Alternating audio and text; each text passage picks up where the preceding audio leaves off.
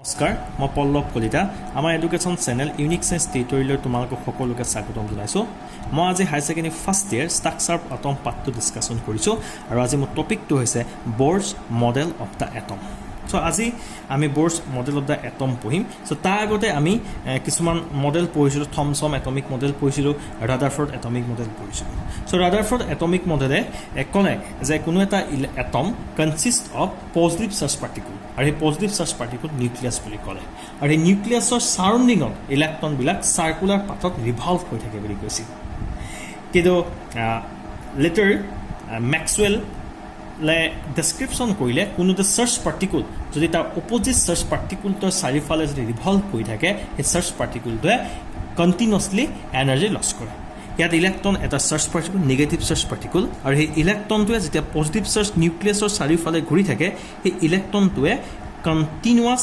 Energy loss কৰে আৰু এই কণ্টিনিউয়াছ এনাৰ্জি লছ কৰি ই কি কৰে তোমাৰ এটা স্পাইৰেল পাথ ফলোড কৰে আৰু এই স্পাইৰেল পাথ ফলোড কৰি আলটিমেটলি ইলেক্ট্ৰনটো আহি নিউক্লিয়াছটোৰ ওপৰত ফল হৈ যায় যদি ইলেক্ট্ৰনটো নিউক্লিয়াছটো ফল হয় so we can say so atom could not exist তেতিয়া কোনো এটা এটম এক্সিষ্ট নহয় কিন্তু জেনাৰেলি এটম সদায় এক্সিষ্ট হয় এটম সদায় ষ্টেবল হয় কি কাৰণে এটম ষ্টেবল হেতু ৰাদাৰফৰ্ডে এক্সপ্লেইন কৰিব নোৱাৰিলে so now Rutherford does not explain the line spectrum of the hydrogen so এই যে প্ৰবলেমখিনি আছিলে এই প্ৰবলেমখিনি অভাৰকাম কৰি ইন 1913 নিলছ বৰ্ছে এটা থিওৰি আগবঢ়ালে এটা মডেল আগবঢ়ালে this model is based on Planck's quantum theory আৰু সেই মডেলটোকে কোৱা হ'ল Bohr's model of the atom সেই মডেলটোকে Bohr's model of the atom বুলি কোৱা হয় সো আমি কিছুমান পষ্টুলেট পঢ়ো Bohr's মডেল অফ দা এটমৰ সো এট ফাৰ্ষ্ট পষ্টুলেট হৈছে the electron in an atom revolves around the nucleus only in certain selected circular path of fixed radius and energy.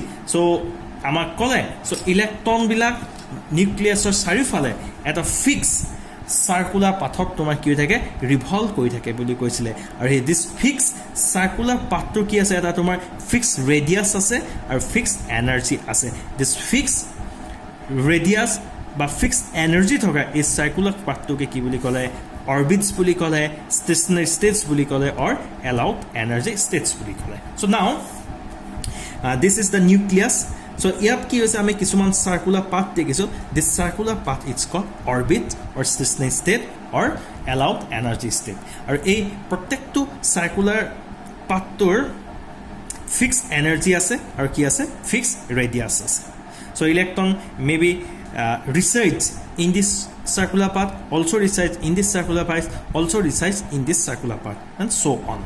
Now, this circular path is numbered as 1, this is 2, this is 3, and this is 4, and so on.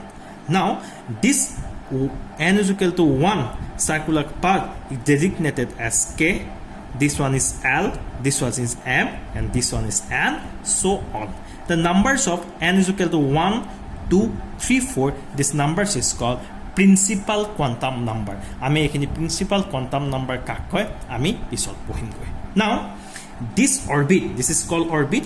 This orbit is close to the nucleus, have lowest energy. Ar jitu orbit nucleus or close ot thake aru ta energy to hoda lowest thake this orbits but this stationary state is called ground state a state to ki boli koa hoise ground state boli koa hoise so nucleus or pora orbit bilak ba stationary state bilak jimane atori jay to himane orbit bilakor energy ki hoi thake increase hoi goi thake so ya pa ami kobo parim is E4 energy is greater than ET ET energy is greater than E2 and E2 energy is greater than E1 this E1 energy is lowest energy therefore E1 states is called ground state. This E1 state is ground state. So another higher energy state is called excited state.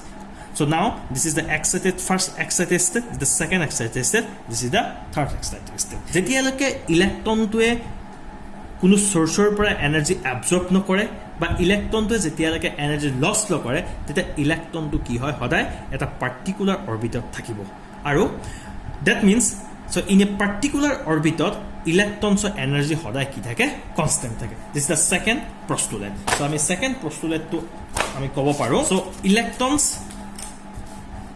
remain in a particular orbit as long as it does not lose or gain energy. যেতিয়ালৈকে ইলেক্ট্ৰনটোৱে energy loss নকৰে আৰু যেতিয়ালৈকে ইলেক্ট্ৰনটোৱে energy gain নকৰে তেতিয়ালৈকে ইলেক্ট্ৰনটো কি থাকে remains in a particular orbit. তেতিয়ালৈকে ইলেক্ট্ৰনটো এটা পাৰ্টিকুলাৰ অৰ্বিটত থাকে সাপোজ ধৰি লৈছো ইলেক্ট্ৰনটো this one অৰ্বিটত আছে কেতিয়ালৈকে থাকিব যেতিয়ালৈকে এই ইলেক্ট্ৰনটো ইয়াত থকা ইলেক্ট্ৰনটো যেতিয়ালৈকে এনাৰ্জি এবজৰ্ব নকৰে বা এনাৰ্জি লছ নকৰে সাপোজ সো ইয়াতে এটা মই কথা কৈ লৈছো সো যিটো অৰ্বিটেলত এনাৰ্জি যিটো অৰ্বিটেলত ইলেক্ট্ৰন থাকে বা যিটো এনাৰ্জি ষ্টেটত ইলেক্ট্ৰনটো থাকে সেই এনাৰ্জি ষ্টেটৰ এনাৰ্জিটোৱে হৈছে ইলেক্ট্ৰনটোৰ energy So now suppose this is nucleus, this is the first orbit, this is the second orbit. So E1 is the energy of the first orbit, this is E2 is the energy of the second orbit. So now electron to tomar kota ase etia E1 state ot ase, that is first orbit ot ase.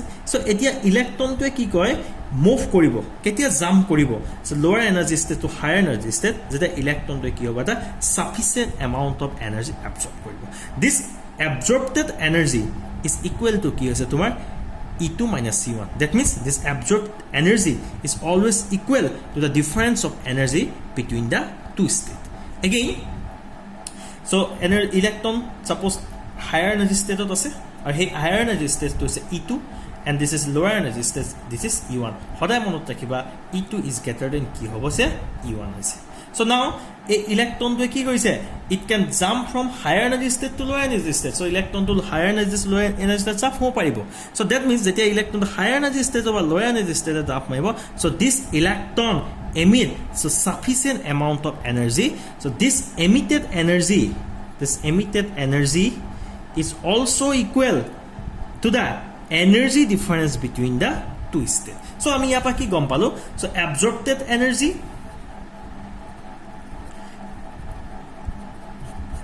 and emitted energy always equal to the energy difference between the two states. So aripa ami yapa gom palo jetia eta electron jump hobo lower energy state to higher energy state jetia hi electron to eta appropriate amount of energy absorb koribo আৰু যেতিয়া এটা electron higher energy ষ্টেটৰ পৰা লোৱাৰ energy ষ্টেটলৈ জাপ মাৰিব যেতিয়া ইলেক্ট্ৰনটো কি হ'ব এটা এপ্ৰপ্ৰিয়েট এমাউণ্ট অফ এনাৰ্জি কি কয় এমিটেড কৰিব this amount of absorbed energy or emitted energy always equal to the energy difference between the two energy level. So that means kiman amount of absorb koribo aru emit koribo hi hoday kihor por depend koribo energy state dutar energy difference upon ki koribo depend koribo. Again আমি আৰু এটা third postulate to তোমালোকক কবলৈ গৈ আছো.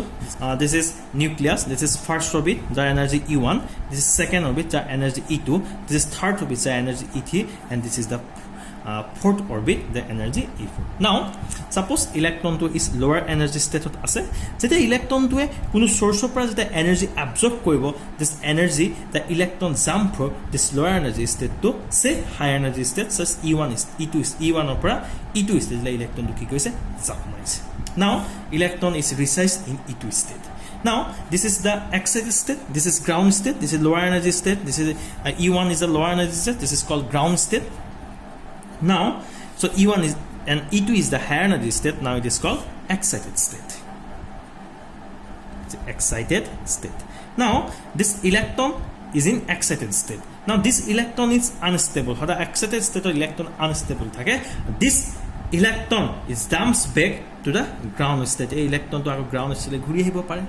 Then when this electron jumps from excited state to ground state it can emit energy in the form of photon. It's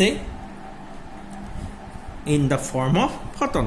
This and is equal to the energy difference between the two states. So now this amount of energy is delta. So we can say so delta is equal to E2 minus E1 is equal to হৈ গল তোমাৰ h nu. Now so delta is equal to কিহৰ ওপৰত depend কৰিলে তো delta is equal to আমি কি লিখব h nu. So nu is equal to the frequency of the radiation. So the frequency of the radiation also depends upon the energy difference between the two states. So we can write, so we can also re-answer this equation. Nu is equal to delta by h So we can write this equation also as nu is equal to del E by S. So nu is equal to, we can write C by lambda is equal to del E by S. So again, so lambda is equal to Hc by del E, where del E is equal to the energy difference between the two levels. So we can write from this equation, from one of this equation, another equation is also this one equation. So equation kita ami jodi yat bhalke lekhi lo. So nu is equal to ami palo the frequency of the emitted radiation is equal to ami del E by S, or and wavelength of the emitted radiation ami del lambda is equal to palo Hc by del E. So ami ei duta the equation jodi bhalke lokkho koru, the frequency and or wavelength of emitted radiation depending upon the energy difference between the two stationary states. So now, so an frequency or wavelength of emitted radiation depending upon the energy difference between the two level or two stationary states. This is the third postulate of Bohr's atomic model. So the fourth postulate is এতিয়া তোমালোকৰ fourth postulate to আহিছে. Now what is called angular momentum. So আমি অলপ আগত তোমালোকক কৈছো this is nucleus, আৰু নিউক্লিয়াছৰ চাৰিওফালে ইলেক্ট্ৰন বিলাক কিছুমান ফিক্স সাৰ্কুলাৰ পথত ঘূৰি থাকে. সেই পাথবিলাকক কি বুলি কৈছে? অৰবিটছ বুলি কৈছে, ষ্টেচনাৰী ষ্টেট বুলি কৈছে, আৰু এলাউড এনাৰ্জি ষ্টেট বুলি কৈছে. So that means each orbitত কি থাকিব পাৰে? ইলেক্ট্ৰন থাকিব পাৰে. So now this is nucleus. So nucleus চাৰিওফালে ইলেক্ট্ৰন বিলাক কি আছে? এটা সাৰ্কুলাৰ পথত কি আছে? ৰিভলভিং হৈ আছে. This যদি suppose electron revolves this orbit, suppose say this is n is equal to 1, this is the first orbit. So radius of its orbit it's r, and tangential velocity of the electron is v, and mass of the electron is m hoy. So angular momentum of the electron is equal to kiman jabo? mvr.